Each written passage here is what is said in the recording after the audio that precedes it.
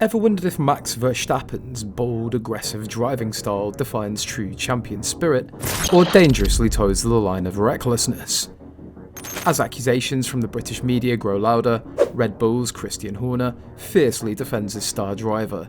But is this criticism warranted, or is there more beneath the surface? Christian Horner, Red Bull Racing's passionate and outspoken team principal, has found himself in a new battle.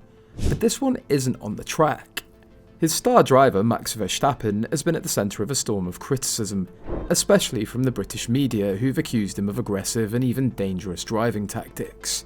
This isn't the first time Verstappen's style has been under the spotlight, but it seems the intensity of scrutiny has reached new heights in recent weeks. Horner's now fighting back, calling out what he perceives as bias and defending Verstappen's racing style as a testament to his competitive spirit. The latest surge in controversy began during the United States Grand Prix, where Verstappen clashed with McLaren's Lando Norris. Verstappen's RB20 had shown inconsistencies this season, forcing him to drive even more aggressively to stay ahead. In Austin, he battled Norris in a way that only Verstappen can, bold, uncompromising and unyielding. But the intensity of his defence, particularly around turn 12, drew immediate reactions. As Norris attempted an overtake, he was pushed wide by Verstappen, prompting a 5-second penalty, not for Verstappen but for Norris. This decision didn't set well with many observers, who questioned if Verstappen's positioning on the track had forced Norris off. How could it be that Norris was penalised when he was the one squeezed? British media outlets quickly took up the story, with some of the criticism cutting deep. Damon Hill, a former F1 world champion and now a prominent commentator, was among the most vocal. Hill went as far as to describe Verstappen's tactics as reminiscent of Dick Dastardly, a fictional villain who uses underhanded tactics to win at any cost. Hill's comparison was both harsh and pointed, painting Verstappen not as a brilliant driver but as someone who crosses the line into intimidation and fear to gain an advantage. The comment sparked immediate backlash, especially from Verstappen's fans who saw it as a gross mischaracterization of their driver's fierce approach. Where critics saw intimidation, Horner saw excellence. To him, Verstappen's unwillingness to concede space on the track isn't about scaring his opponents, it's about his relentless drive to win. Horner has consistently praised Verstappen for his uncompromising style, arguing that it's exactly what Formula One needs. In his view, Verstappen embodies the kind of racer who won't back down, no matter who's challenging him or how high the stakes are. The problem that Max has is he simply refuses to concede any turf at all to anyone in an overtake. Horner once remarked, summarising the sentiment of Verstappen's critics. But to Horner and Verstappen's supporters, this so-called problem is actually his greatest asset. Following the incidents in Austin, the tension only escalated. The Mexican Grand Prix added more fuel to the fire. This time, Verstappen found himself penalised after another clash with Norris. Verstappen received a 10-second penalty for forcing Norris off the track at turn 4, and then another 10-second penalty for going off track himself and gaining an advantage at turn 8. Observers noted how similar the incident was to their previous encounter in Austin, with Verstappen taking a wide line that forced Norris into a compromised position. Was this a case of Verstappen crossing a line, or simply a high-stakes racing moment that could have gone either way? As the British media continued to dissect Verstappen's tactics, Horner's frustration grew. For him, the criticisms have taken on an unfair tone, especially given how often the British media seems to focus on Verstappen's mistakes rather than his successes. He argues that Verstappen's approach is consistent with what Formula One demands from its top drivers: intense focus, split-second decision-making, and above all, an unbreakable will to win. To Horner, what's being painted as reckless aggression is simply a driver at the peak of his competitive edge. Verstappen's assertive driving isn't a flaw, it's what's brought him multiple wins and cemented his position as one of the sport's leading talents. But the question remains, does Verstappen's style really cross the line into unsportsmanlike conduct? Or is he simply racing as hard as the sport allows? The steward's decisions in these cases highlights just how fine the line is between assertive driving and aggressive misconduct.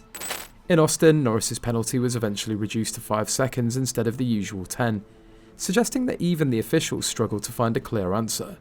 Each incident shows how subjective these calls can be and how easy it is for passionate fans and analysts to take sides.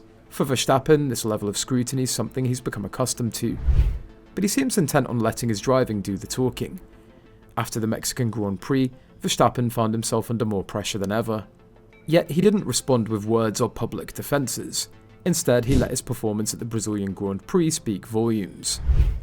In what many described as one of the best drives of the season, Verstappen started from 17th on the grid and challenging wet conditions and charged forward to claim victory with a lead over 20 seconds. This win marked his 8th of the season and sent a clear message to his critics. He's here to win, regardless of the controversies. For Horner and the Red Bull team, this win was not only a boost to Verstappen's confidence, but a statement to the entire Formula One world. Despite the relentless criticisms, Verstappen's focus on performance remains unshaken. Horner praised his mental strength, pointing out that Verstappen doesn't rely on guidance or reassurance. He's not that kind of driver, Horner explained, admiring how Verstappen's response to the criticism only solidifies his position as a top competitor. It's this resilience, Horner argues, that sets Verstappen apart from the rest. But as Verstappen and Red Bull continue the march towards the championship, the media's relentless focus on Verstappen's driving style seems unlikely to fade. British pundits in particular have been vocal about their concerns. Is this a simple case of national bias, or are they right to worry about the impact of such aggressive tactics on the sport's integrity? As the season winds down, it's clear that the divide between Verstappen's supporters and detractors is only growing. In Horner's view, Verstappen's style should be seen as the hallmark of a true competitor. His recent win in Brazil, coming after weeks of intense criticism, serves as a reminder of his resilience and ability to rise above the noise. To Verstappen and his fans, each victory is proof that his methods, while controversial, are undeniably effective. For them, Verstappen's aggressive style isn't a flaw, but rather a fundamental part of what makes him so successful. Yet for the British media and other critics, the debate remains open. Are Verstappen's tactics a sign of a dangerous trend in Formula One, or is he simply challenging the sport to redefine what it means to race hard and race fair? This question lingers as Verstappen heads into the final races of the season with a substantial lead, determined to secure his championship without letting the off-track noise affect his focus. As the season progresses, Red Bull's position in the Constructors' Championship is another focus of attention. Verstappen's points have kept the team competitive, but there are challenges on the horizon. Teammate Sergio Perez, once a reliable source of points, has struggled in recent months, putting Red Bull's constructor standings at risk. Perez's performance has fueled rumours about his future with the team, and some believe that Red Bull may be considering a replacement if he doesn't improve in the season's final races. Potential candidates like Red Bull Junior drivers Liam Lawson, Yuki Tsunoda and Williams' Franco Colapinto have been linked to the seat, though former F1 driver Karen Chandok cautioned against rushing Colapinto into such a high-stakes role. Despite the ongoing speculation, Horner remains tight-lipped, stating that a decision on Perez's future will only be made after the season concludes in Abu Dhabi.